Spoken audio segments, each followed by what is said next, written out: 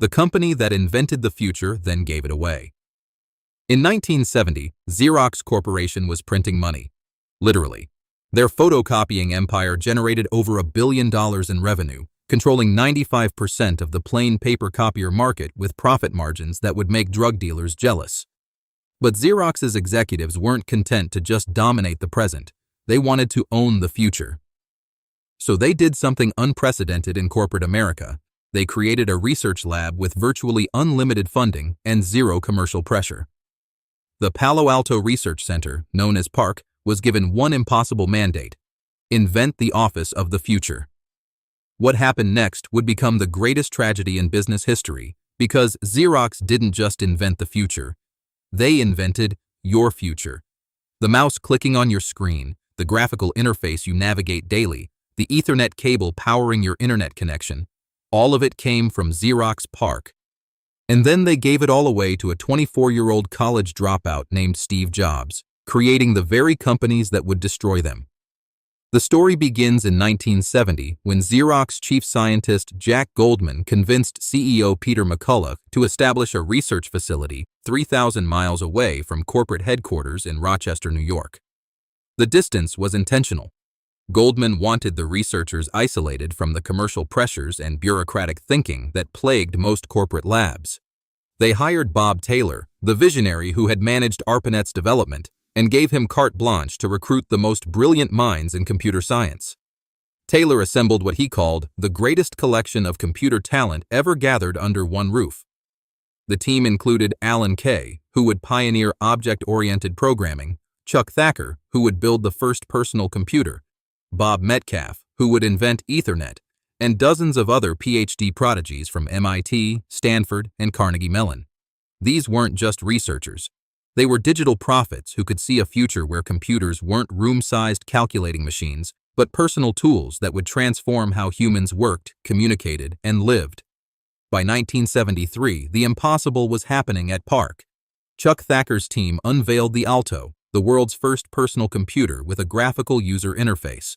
While IBM and other companies were still building computers that required punch cards and green text terminals, the Alto had overlapping windows, icons, and pull-down menus controlled by a 3-button mouse that Douglas Engelbart had invented, but PARC perfected. The machine cost $25,000 to build, but performed like nothing else on Earth. You could create documents, manipulate graphics, and send messages to other Alto computers through Bob Metcalfe's Ethernet network, the same networking protocol that would later become the backbone of the Internet. Alan Kay's Smalltalk programming language introduced concepts that wouldn't appear in commercial software for decades. Gary Starkweather developed the laser printer, creating crisp, professional documents that made dot matrix output look prehistoric. Larry Tesler invented cut, copy, and paste, functions so fundamental to computing that billions of people now use them daily without knowing their origin. PARC had essentially created the entire ecosystem of modern computing 15 years before the rest of the world caught up. But here's where the tragedy begins. Xerox executives in Rochester looked at these innovations and saw expensive toys that had nothing to do with photocopying. The Alto cost more to build than most people's houses, and there was no obvious way to market graphical interfaces to businesses that were just beginning to understand what computers were. The disconnect between PARC's vision and Xerox's business model was catastrophic. While researchers were inventing the future, executives were worried about Japanese competitors in the copier market and new regulations threatening their monopoly. When PARC scientists demonstrated their innovations to Xerox management, the response was polite disinterest. The company that had revolutionized offices with photocopying couldn't comprehend how computers might revolutionize them even more. This wasn't just corporate short-sightedness. It was a fundamental failure to understand that they had created technologies worth hundreds of billions of dollars. The situation grew worse as PARC's innovations remained trapped in research mode. By the mid-1970s, the lab had built over 2,000 Alto computers for internal use, creating the world's first networked computing environment. PARC researchers were using email, laser printers, and graphical interfaces while the rest of the world was still struggling with typewriters and carbon paper. They had working prototypes of technologies that wouldn't become commercially available until the 1980s and 1990s. But Xerox's attempts to commercialize these innovations were disasters. The Star Workstation, finally launched in 1981, incorporated many of PARC's breakthrough technologies, but cost $16,000 and was marketed so poorly that it sold fewer than 25,000 units. The company that had created the template for personal computing couldn't figure out how to sell personal computers. Meanwhile, talented researchers began leaving PARC in frustration, taking their knowledge to startups and competitors who better understood the value of what Xerox had created. Enter Steve Jobs. In December 1979, the young Apple co-founder negotiated one of the most audacious corporate espionage operations in business history, except it was completely legal because Xerox executives didn't understand what they were giving away.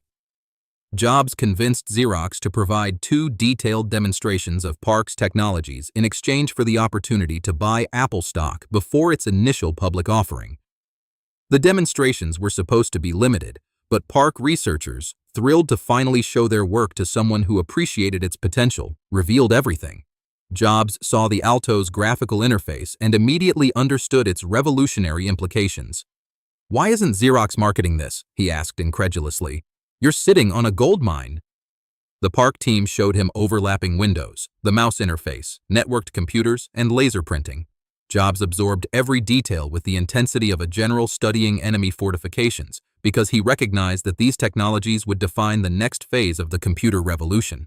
What happened next changed everything. Jobs returned to Apple and immediately redirected the company's entire development strategy around PARC's innovations. The Lisa computer, launched in 1983, was essentially a commercial version of the Alto with a 1-button mouse replacing PARC's 3-button design. But the real devastation came with the Macintosh in 1984. Apple's marketing genius combined with PARC's breakthrough technologies created the first successful graphical personal computer. The famous 1984 Super Bowl commercial positioned the Mac as revolutionary technology that would free users from the tyranny of command-line interfaces. But the revolution had actually happened 15 years earlier at Xerox PARC. Jobs took PARC's innovations, refined them for mass production, and created a brand narrative that transformed Xerox's research into Apple's triumph. The mouse, windows, icons, and intuitive interface that made the Macintosh famous were all fundamentally PARC inventions that Xerox had failed to commercialize effectively. The consequences for Xerox were devastating and immediate.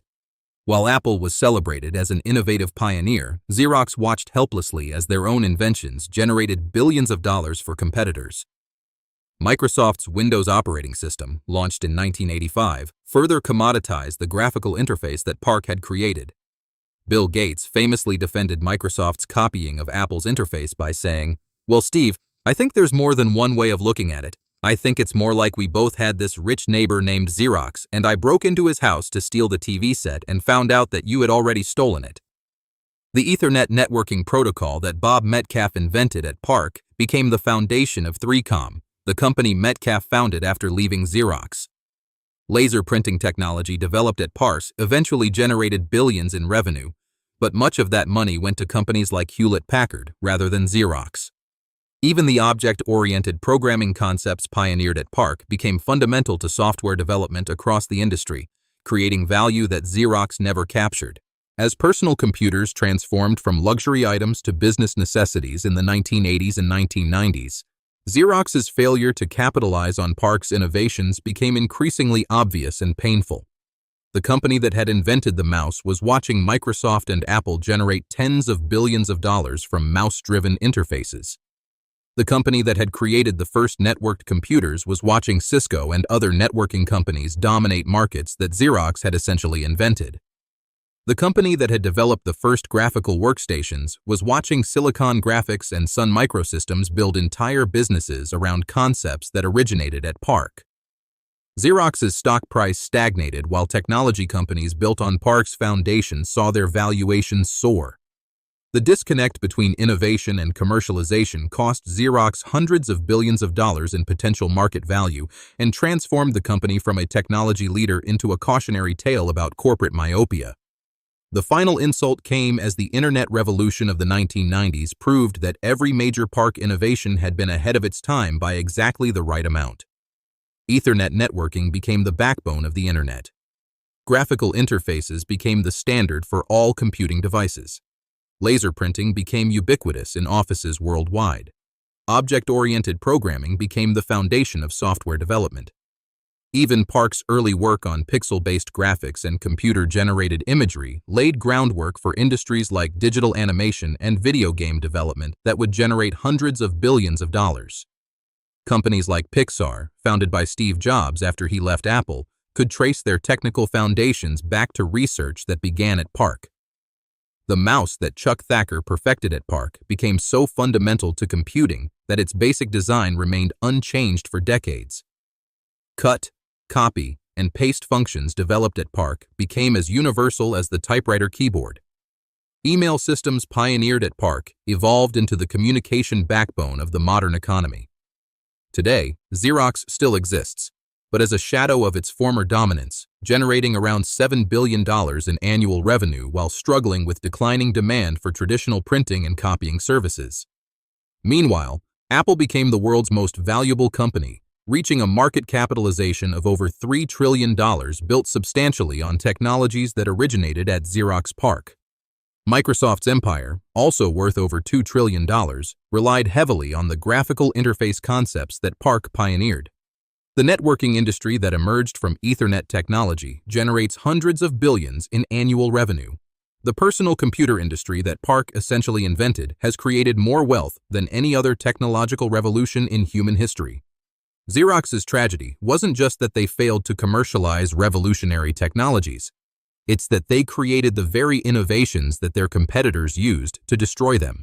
They didn't just miss the future, they invented it, documented it, demonstrated it to their future competitors, and then watched helplessly as those competitors built trillion-dollar empires on Xerox's foundation. The company that gave the world photocopying ultimately gave the world something far more valuable, the template for personal computing that would transform human civilization. They just forgot to keep it for themselves.